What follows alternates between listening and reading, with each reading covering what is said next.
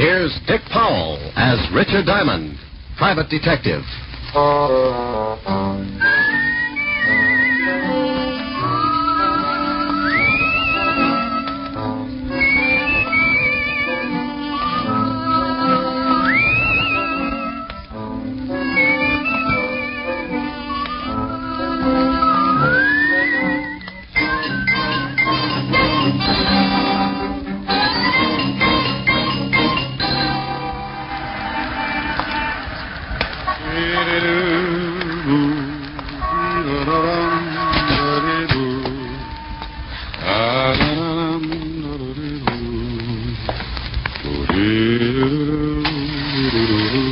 Good afternoon, Mr. Diamond. Oh, afternoon, Ed. Have a good lunch, Mr. Diamond? Too early to tell. Hey, you must shave with a dull razor. You got a scratch on your face. I use a rake. Here's your floor, Mr. Diamond. Thanks, Ed.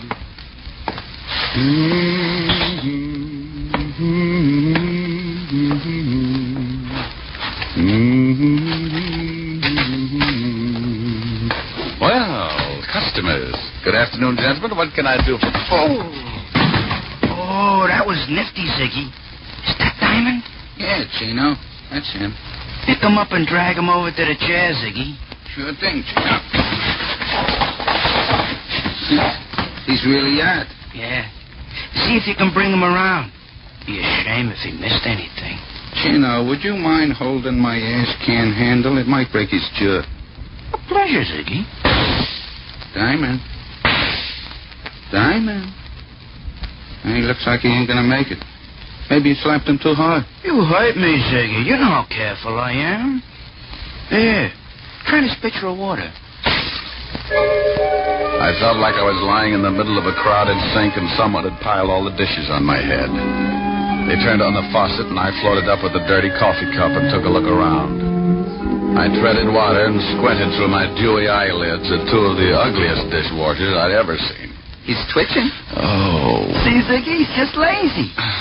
Diamond, let us know when things start making sense. Oh, that's a dirty trick. Oh, he's talking screwy. What's a dirty trick, Diamond? I'm stuck in the drain. I think you hit him too hard. He's liable to be talking like that from now on. Give it time. Diamond, you'll pull yourself out. Yeah. How did you monkeys get in here anyway? He's back. Now go to work, Ziggy, but keep him with us. Hey, wait a minute.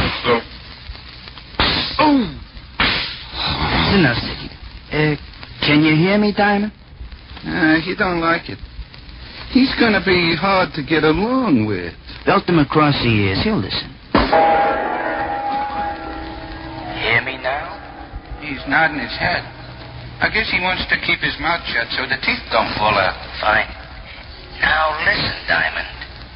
When you get a call from a Mr. Barton, turn down the job. Understand? Ziggy, see if he's tuned in. Oh. Yeah, Chino. He says now he's got his shirt on. Remember, Mr. Barton, you don't want to work for him. Think he gets it? Sure, Chino, but he looks tired from the strain. Oh, then put him to sleep, Ziggy. Nighty-night, Diamond. He didn't have to say nighty-night. It was only 2 o'clock in the afternoon. He tapped me once more with a galvanized sleeping pill and tucked me away for a rest. The next thing I knew, a pair of gray suede gloves were patting my sore face. Maybe he didn't want to leave any fingerprints on my bruises. Mr. Diamond, can you hear me? Oh, you know, this can get monotonous. Go away. Should I call the police, Mr. Diamond? What? Oh, I was expecting uglier company. Could you sit up? I'm getting some of your blood on my shoes. That's tough. I'll turn it off. I'll bet your name's Barton. Why, that's right. How did you know? I'm lucky. Now get out of here. But I want to talk to you. I just had one long conversation, but it was too one-sided. Go on. My health is doubtful, but it's fun to have it around for company. Maybe $500 would pick you up? It might, for a while, but I don't like to waste that kind of money on funerals. $750? So they line the coffin with velvet. 1,000. You're begging to make a short life sound practical. If you do the job successfully, there'll be another 1,000. You just bought yourself a corpse. Let me wash up. Talk some more. I can hear you. It's my son, Roger. He thinks he killed a man. He thinks. What do you want me to do? Find out for sure so I can brag about it? Ever heard of a John Alter? Sure. Walt Levinson sent him up 5 years ago on a manslaughter rap. Well, he doesn't like it up there, and he'd like to get out. I don't blame him. What's this got to do with your son? I'm chairman of the parole board. Oh, you look much better now, Mr. Diamond. I can't stand the sight of blood. It doesn't bother me. It happens every week. So, you're the chairman of the parole board. Yes, some of Alter's friends promised to keep quiet about my son if I let Alter go free when he comes up before the board next week. And you think maybe your son was framed? Yes, about a month ago, he met a girl in Florida. Her name is Lenore Brown, and she's a friend of Alter's. How did they spring the frame? I beg your pardon? You must associate with a higher type thug. Spring the frame. Made it look like your son killed somebody. Oh. Well, when Roger, that's my son, went to pick up the Lenore girl at her apartment, he found her struggling with some man. That happens. It looked like he was trying to kill her. There was a gun on the floor, and she called to Roger for help. He picked up the gun and shot the man. She told Roger he had killed him and that he must get out. When we went back, they were both gone. About a month later, some of Alter's friends got in touch with me. Oh, and they forget about the killing if you let Alter out of Sing Sing. That's right. I don't remember reading anything about it in the papers. Well, you're the first one outside of Alter and his friend who know anything about it. You see, they say they're hiding the corpus delicti, so there was no report of the murder. Keeping a stiff handy isn't that easy. Why didn't you call the law? If my son did kill this man, that's the first thing I intend doing. But I have a feeling this man is not dead. Oh, you think maybe they staged the killing? Put blanks in the gun, and after your son beat it, the stiff walked out under his own steam? That's what I want you to find out. If my son is innocent, I want you to bring the parties responsible to justice. Amen. Here's a check for $1,000. If you find the girl and prove my son innocent, there'll be another 1,000 in your pocket. I'll sew up the holes. Well, thanks, Mr. Barton. I'll start right away. Goodbye, Mr. Diamond. You can reach me at the Wentworth Hotel. I'm staying there until this matter gets cleared up. I won't get in touch with you unless I find something. The guys who worked me over are pretty set in their ways, and there's no sense in you tripping over a lot of dead bodies.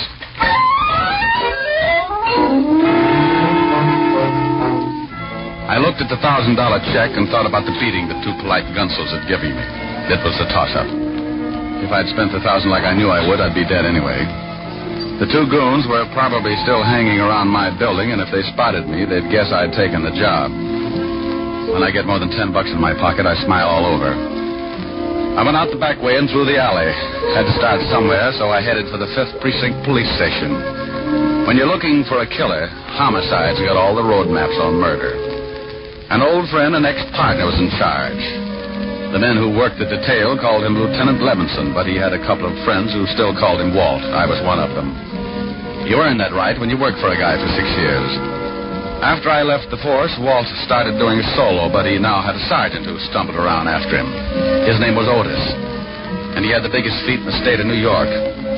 Every time he took off his shoes, I wanted to grab a champagne bottle and launch them. I don't think he liked me. When I walked in, his face always looked like an advertisement for a sour stomach. Well, Richard Diamond, private detective. Well, Sergeant Otis, homicide's answer to the missing link. What was that last word? Well, you're half safe. I said link. Walt in? Yeah. You turn the knob and you push. Why don't you get that uniform cleaned? Some dad's going to get up and walk to the station without you. Well, hello, Rick. If you got... Yeah. You must get tired changing your face every day. Somebody shove you around again? Been catching up on my patty cake, Walt. Tell me, did you ever know a bit of fluff named Lenore Brown? Sure, John Alter's expense account. Used to hold hands before I sent him up. Know where I can find it? Alter's still got her staked out. When they leave stir, he's going to come back and dig up the claim. You better forget about it. She's got the antidote for lonely nights, but some of Alter's boys are protecting her. I know, yeah. They gave me a pep talk this afternoon. And then listen to him. Better watching the game from the bench. You never can tell. I might make a score. Well, you're outweighed, outclassed, and liable to be outlived. She used to work at the Black Swan in Florida. I heard Alter was trying to get a parole, and she came to New York to be close to him. Any line on her here in town? No, but if she's seeing Alter, you might spot her on a visitor's day. And now, look, Rick, why don't you stop chasing two-bit thugs and come back on the force? I never had noticed this when we were working together. You know how I feel about that, Walt. I'm a restless guy. Sometimes I like to sleep late in the morning. Okay, Rick. Want me to call the warden and tell him you're coming? Yeah, thanks, Walt. Take it easy. Bye, Rick. Be a good boy.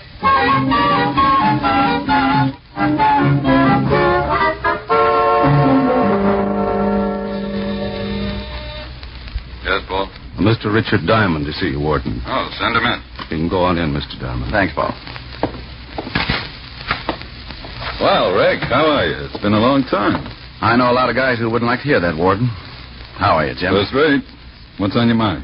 I hear Johnny Alter's been having company. I'd like to take a look at her. Oh, Miss Brown. Well, I can't blame you. I just want to spot her and see where she goes. You can't miss.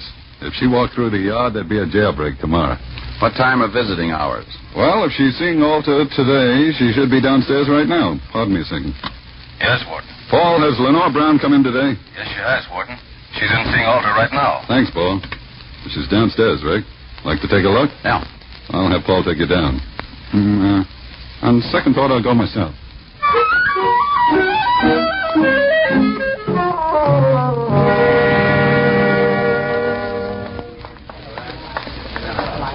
There she is, sitting at the end table talking to Alder. Oh.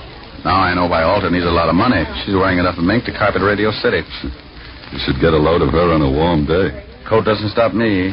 She'd show up, even if she's wearing a tent. How long has she got with Alder? About another 5 minutes. Warden, maybe I'll let you put me away for a couple of years. With something like that to look forward to on Visitor's Day, I might go for the change. Well, you'd get tired of just talking. Think what you could do on the outside. Yeah, I am, but it would probably send me right back up here. You want to stick around till she's through talking? Thanks, Jim. I'll wait in front till she comes out.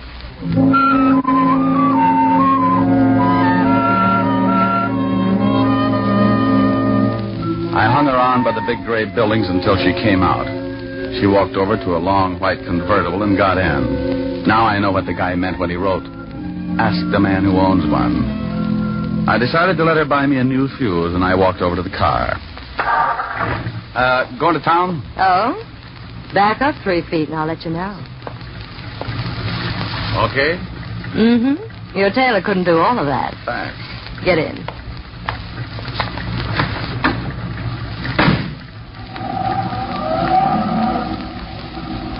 Visiting? Yeah, the warden's an old friend. How many years did you know him? Baby. I've been going home every night all my life. Every night? Well, almost.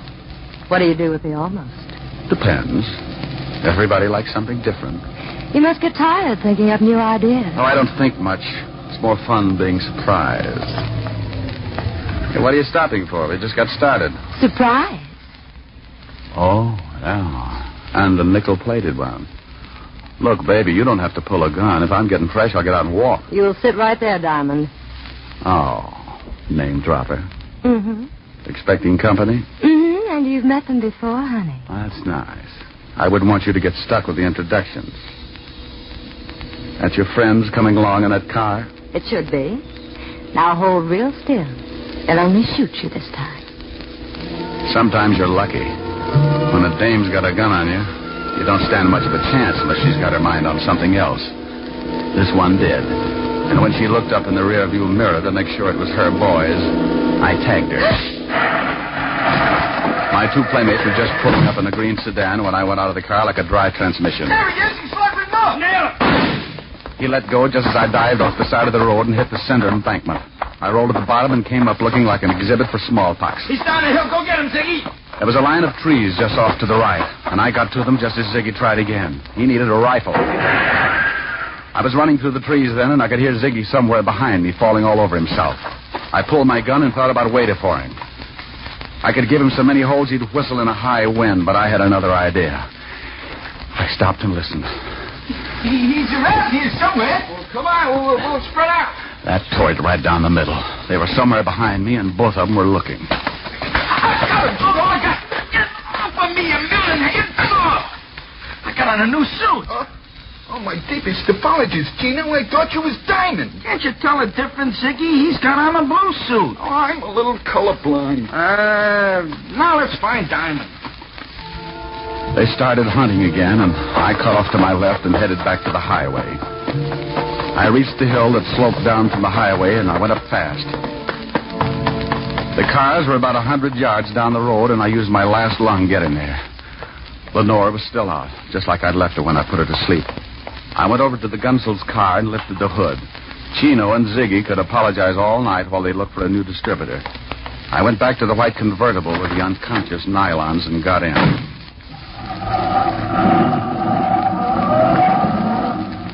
I noticed something lying on the seat. It was her purse, and she didn't wake up when I grabbed it. Doing a rummage job at 80 miles an hour isn't easy. But there wasn't much of interest anyway, just a little black book. I needed a gimmick, so I stuck it in my pocket. I put the purse back on the seat just as she started coming around. Wow, now that's it, baby. Sit up and look at the pretty scenery. How did you get here? Where's Ziggy and Chino? Playing Peter Pan. Jaw hurt? Yes, you heal. Play rough and you get hurt. Where do I take you? My apartment, I guess. You're going to ask a lot of questions, and I don't talk much. We might as well figure out something to fill in the lull.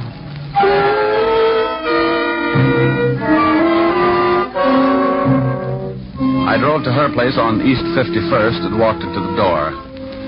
She looked at me like a fat woman eyeing a French pastry, and her mouth slipped down to her shoelaces when I gave her a peck on the cheek and left her standing with an old front doorknob in her hand. I knew she wasn't going to spill anything, even if I got her drunk. Besides, she could probably drink Tony Galento under the table and still be sober enough to play hopscotch. I went back to the office and took out her little black book. There were a lot of names, and some of them I knew.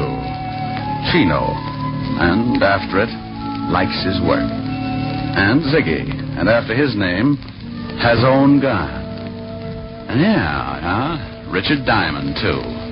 I never did figure out what the 3 stars were for. I forgot all about my date with Helen when the phone rang. Yeah? Hello, Rick. Well, Fong Wu, call Mr. Richard Diamond to the phone chop. He's got a date and she doesn't like being stood up. Hello, Helen. Hi. What was all that about? Did you forget you had a date with me? Yeah, I did. And I'm sorry, baby, but right now I'm being chased like a hopped-up fox, and I haven't had time to curl up and relax. You're impossible. I know it. Want your sorority pen back? Well, I'll make up my mind when you get here. I'll give you my Lone Ranger magic decoder. You fool. Are we still going steady? Oh, yes. Rick, when am I going to see you? Honey, right now I got some reading to do. Why don't you go to a movie? Little Women past the senses. I'll be over later. I'll probably end up marrying an usher. Don't be too late, Rick. I won't. Besides, we get along better early in the morning. Bye. Bye, baby. I sat there for a minute thinking about Helen Asher and wondering why I hadn't learned how to butter my bread. She was everything a guy should want. $10 million playing multiplication in a fat trust fund. A figure that would snarl of any quiet intersection. And a mind that would give a master's degree in inferiority complex. Diamond, you fool, you. Well, Lenore Brown's little black book was a poor substitute for an evening with Helen, but 3 items put me in second gear. They weren't hard to find. Take out all the men's names, and there they were, 3 addresses. One was in the village, another in Harlem, and the last was somewhere in Chinatown. All of them were a setup for a dead man who wanted to make himself scarce. I wanted to talk with Barton before I started hunting, so I called the Wentworth.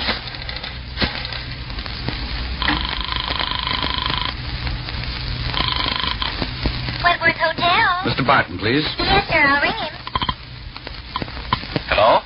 Mr. Barton, this is Diamond. Oh, yes, Diamond. Did you find out anything yet? Not yet, but tell me, did your son tell you what his victim looked like? Why, yes. He said he was a dark man with a scar from his nose to his chin. He said he'd never forget it. Oh, well, thanks. Maybe I'll call you tomorrow. I hope you clear this thing up in a hurry. So do I. I want to get my nerves untangled. I took the easy address first, grabbed a cab, and 20 minutes later I was walking down the steps of a little dive on the east side of Greenwich Village. It was a shabby little place, and the customers had enough long hair to give a toupee dealer the DTs. A fat waiter walked over and eyed my clean shirt. He was wearing an apron that looked like he'd made the salad on it. He was swell. You wanted something, Mac? Yeah, a pound of egg noodles. Just sweep them up off the floor. Do you know anyone named Lenore? Lenore. Oh, sure, Lenore Brown. Hey, She comes in about once a week, listens to the kid at the piano. Now, why would a classy dame like that go out with him? He don't play the piano so good. You ever see a guy with her? Dark man with a scar from his nose to his chin? No. She always does a single. Yeah, well, thanks. Hey, you still want those noodles?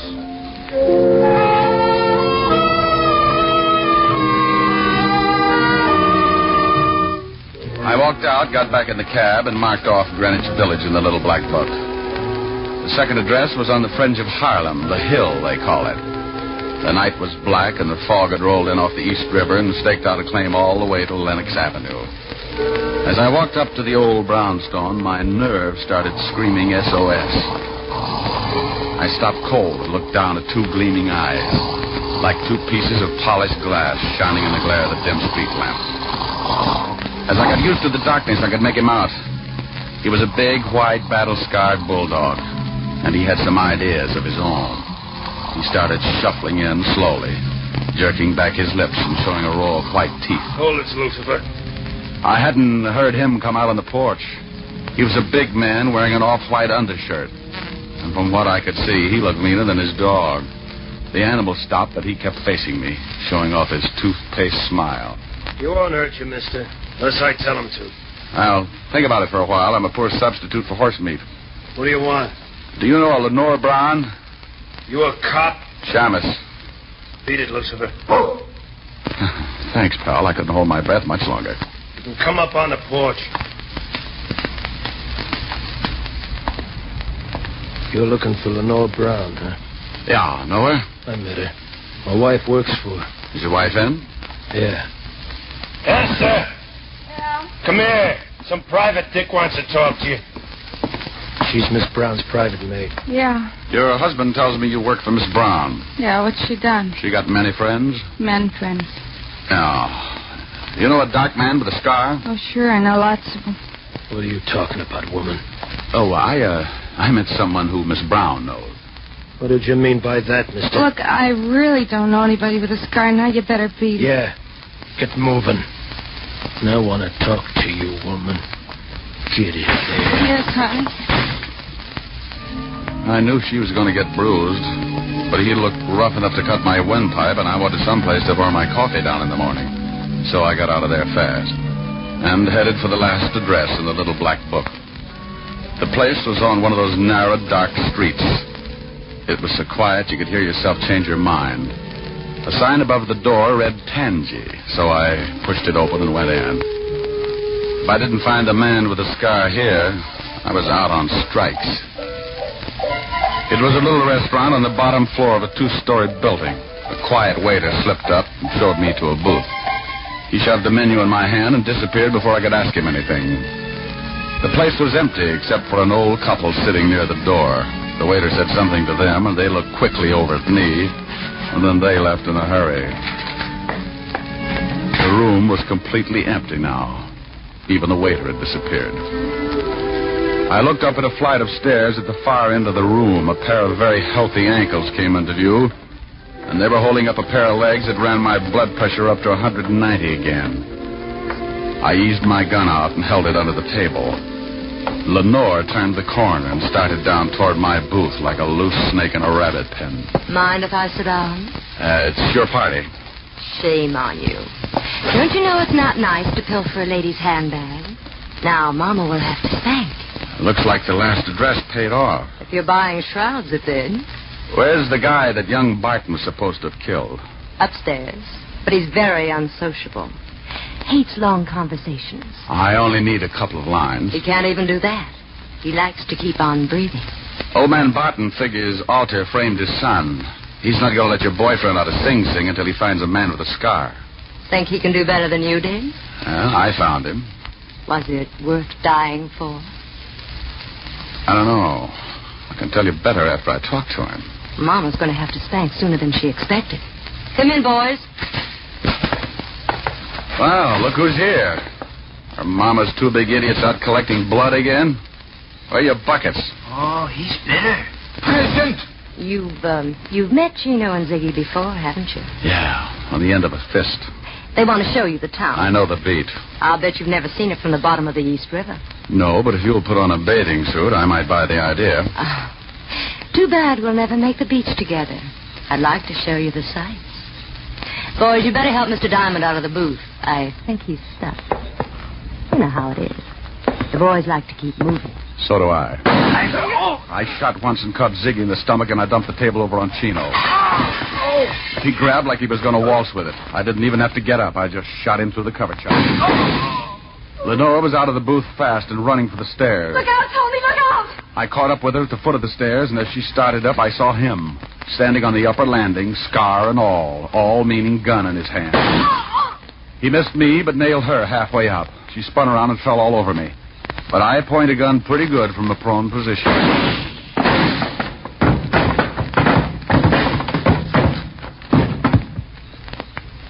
You should have kept your nose up, mister. A bad landing washes you out.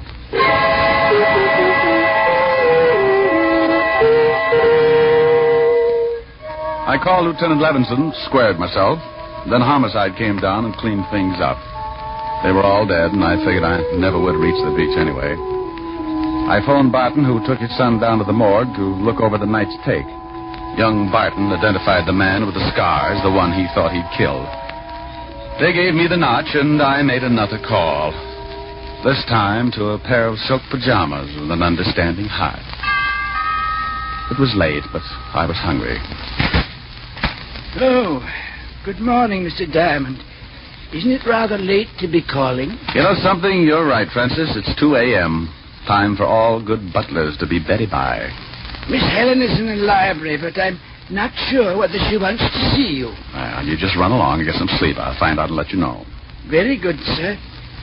Confidentially, she's a little peeved. Look. Chin up, Mr. Diamond. Francis, if she gets tough with me, I'll knock her teeth out. Oh, my goodness. Oh, my goodness. Francis, is that who I think it was? Oh. Hi. The food was cold a long time ago. So's my date. I'm sorry, honey. Oh, that's all right. The fire's almost burned down. It's 2:00 in the morning, Mr. Diamond. I've sat through 2 features of Tom and Jerry and the 4th chapter of Batman, Hots of Freight.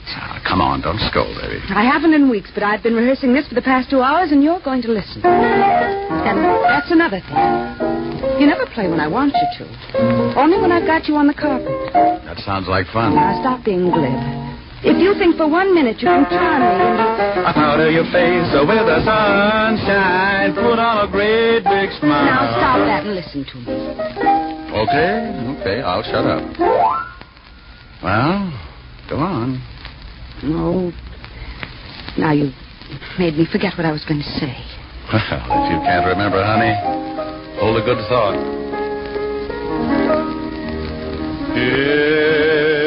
It's a big, wide, wonderful world you live in. When you're in love, you're a master of all you survey. You're a gay Santa Claus. I just remembered. Too late now, honey. I'm rolling. There's a brave new star-spangled sky above you. When you're in love, you're a hero. A Nero, Apollo, the Wizard of Oz. Oh, Rick, how do you do it? You've a kingdom, power and glory. Richard Diamond, starring Dick Powell, was previously released over the National Broadcasting Company for listeners in the United States and has been re-released to you men and women overseas by the United States Armed Forces Radio Service, the voice of information and education.